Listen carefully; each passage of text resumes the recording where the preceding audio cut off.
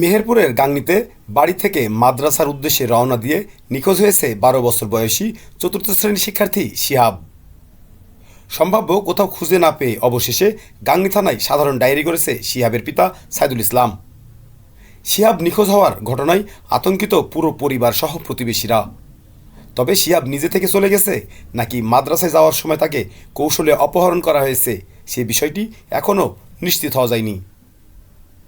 একটি অপরিচিত মুঠোফোন থেকে শিহাবের বাবা সাইদুল ইসলামকে ফোন দিয়েছিল অজ্ঞাত এক ব্যক্তি। নিজে দেখুন ও মাদ্রাসা ছাত্র শিহাবকে খুঁজে পেতে ভিডিওটি শেয়ার করে মিরর বিডির সাথেই থাকুন।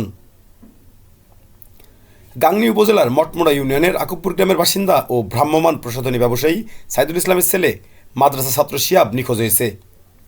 তথ্য বলছে ১৫ জানুয়ারি বুধবার দুপুরের দিকে শিহাব আকুবপুর গ্রামের বাড়ি থেকে কুষ্টিয়া জেলার দৌলতপুর উপজেলার খলিশাকুণ্ডি হাফিজিয়া মাদ্রাসায় যাওয়ার জন্য আকুবপুর বাজার থেকে একটি ইজি বাইকে ওঠে।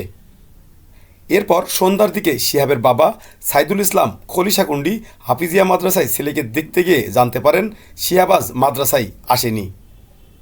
তখন থেকেই সম্ভাব্য সকল স্থানে খোঁজ করেও শিহাবকে পাওয়া যায়নি। আজ ১৬ জানুয়ারি বৃহস্পতিবার সকাল ৯টার দিকে সাইদুল ইসলামের মুঠোফোনে পরিচয় না দিয়ে অজ্ঞাত ব্যক্তি শিহাবের খোঁজ দেওয়ার জন্য পাবনার ঈশ্বরদী থানায় যেতে বলে ফোনটি কেটে দেয়।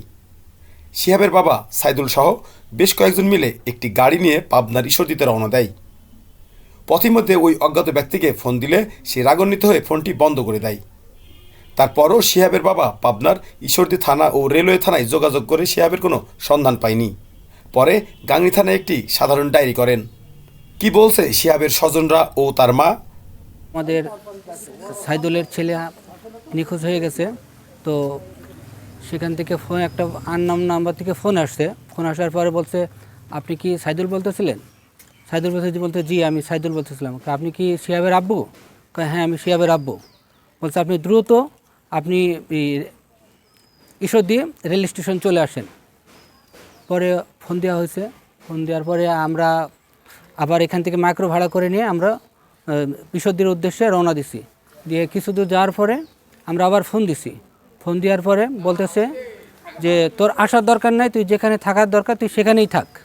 তারপরে আমরা ওই লোকেশনে গেছি। লোকেশনে যেয়ে আমরা ঈশ্বরদী থানাতে খবর নিয়েছি। খবর নেওয়ার পরে ওই নামের কেউ নেই ওখানে।